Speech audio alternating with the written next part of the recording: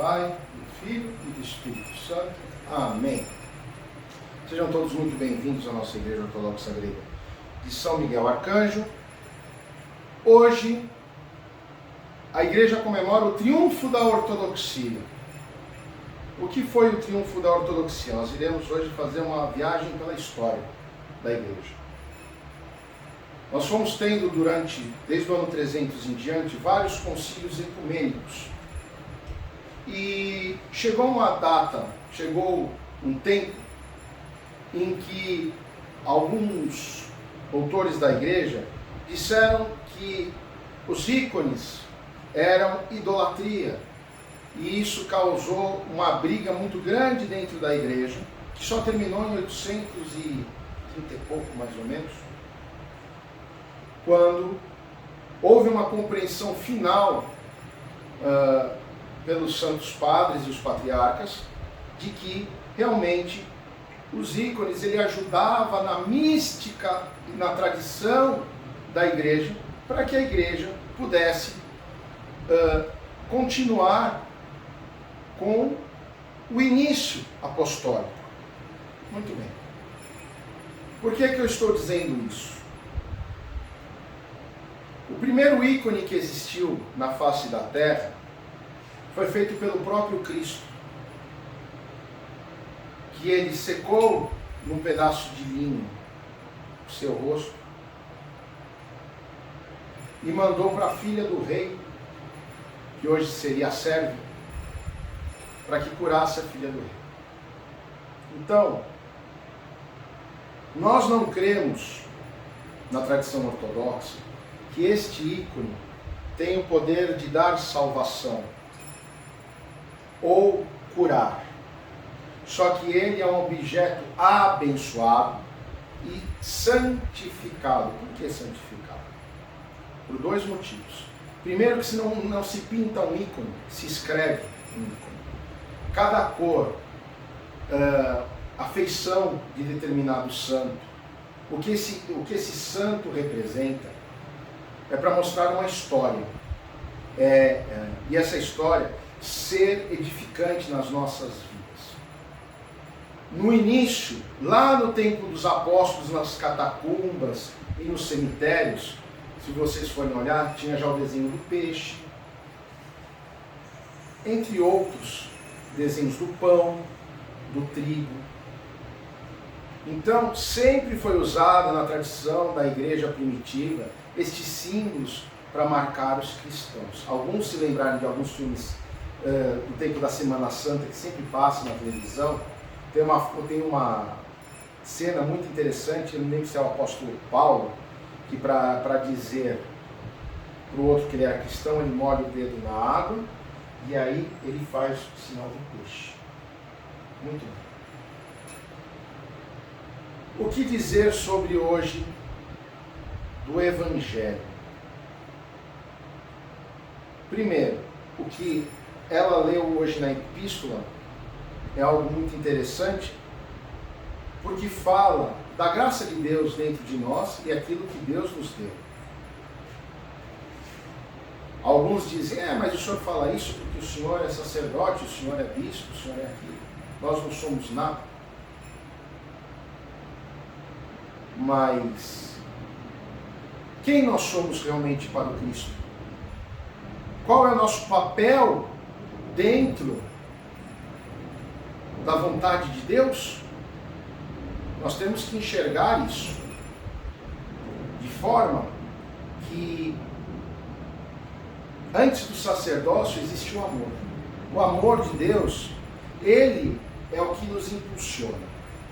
Por isso que ele nos deixa o Consolador, porque é aquele que dá o sopro da vida no útero das mulheres, é aquele que fomenta a nossa fé, é aquele que muda as nossas vidas, muda verdadeiramente. Conversava essa semana com uma senhora e eu falei, o amor incondicional de uma mãe pelo filho é o mais próximo do que é o amor de Deus, o amor de Jesus para conosco. Olha que coisa linda. E o que o Deus quer de nós nesta quaresma, neste início de quaresma? É esse amor pelo nosso próximo. É o olhar com misericórdia. É o olhar com carinho. Olhar com atenção. Um olhar de poder estender a mão. E é só estender a mão financeiramente? Não. Às vezes nós temos pessoas que têm muito dinheiro, mas não têm a graça de Deus. Não têm a felicidade de estar na presença de Deus. E aí, às vezes, aquele pequenino que chega e fala com essa grande pessoa, toca o coração dele, porque o Espírito Santo usa esse pequenino para que essa pessoa acorde para a fé, acorde para a realidade de uma vida espiritual que eles não conhecem. Eles só conhecem a materialidade, conhecem o dinheiro, o poder. Eu sou fulano de tal. Nunca vou me esquecer de uma passagem do livro dos São Nectários, em que ele está lá no monastério dele como um simples jardineiro, uma batina suja, rota e rasgada, e aí chega o emissário do arcebispo de Atenas. Aonde está o Dom Nectários, o metropolita Nectários de Pentápolis? E aí o Dom Nectários, como não estava em condições, em suas vestes episcopais, disse: o senhor aguarde um minutinho, espere ali naquele escritório que ele vai vir atender. Eu já vou chamar. Por quê? Porque a essência do Dom Nectários, metropolita e santo de Pentápolis, era a simplicidade, era ser o pequenino que serve. Então, a obra é do Senhor, mas o coração é nosso. E através do nosso coração e do Espírito Santo que faz casa em nós, é que nós vemos as grandezas e as maravilhas. Vocês veem hoje no Evangelho. Ele só acreditou que o Cristo era o Cristo porque o Cristo falou que viu a ele na figueira antes do apóstolo falar que ele era o Jesus Cristo. Então, isso significa o que para nós? Que Jesus sabe o que está no coração de cada um de nós. Ele sabe os nossos erros, os nossos acertos, as nossas mentiras e as nossas verdades. Por isso que a gente reza: não há ser humano que não peque, pois tu és o único sem pecado, o Cristo. Então, amados, nós temos sempre que pensar que o Cristo, ele deu a vida dele por nós. Ele nos deu a opção da salvação através do batismo, da crisma. Ele deu a opção de nós termos uma vida com ele, termos uma intimidade especial. E como nós fazemos essa intimidade especial?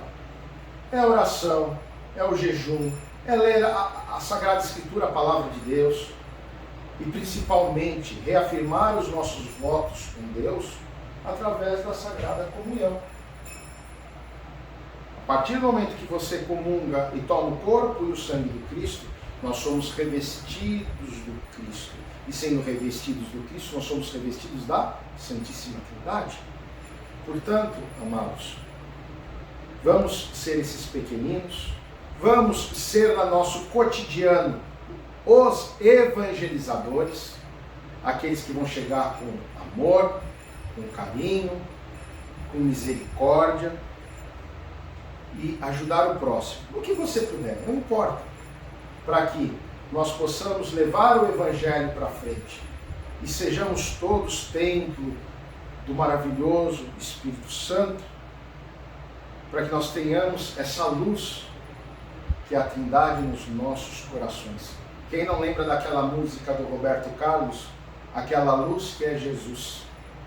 Então que seja assim, que nós possamos ser o semblante do Cristo para o nosso irmão e que nós possamos abraçá-lo, tanto fisicamente como em oração, para poder abençoar o nosso próximo, abençoar o nosso irmão.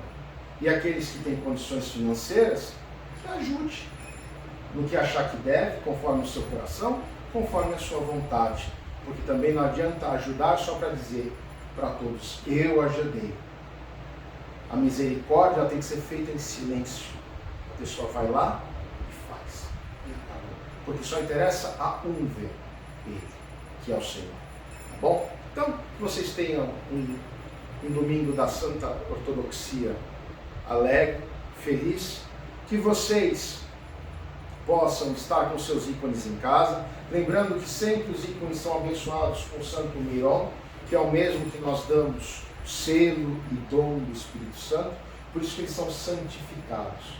E através destes ícones nós rezamos, e ele é em 2D, como se fala hoje em dia, e através da oração ele se transforma em 3D, porque nós usamos a ele como lembrança e oração para aquele determinado santo que intercederá por nós, ou o próprio nosso Senhor Jesus Cristo, né?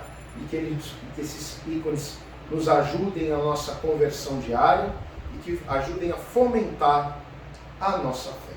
Deus abençoe a todos, em nome do Pai, do Filho e do Espírito Santo. Amém.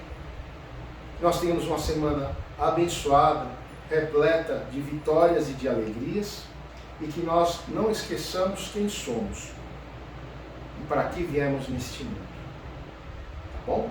Deus abençoe a todos, e agora vamos tomar a comunhão. Serguei, você pode desligar para mim, por gentileza? Obrigado.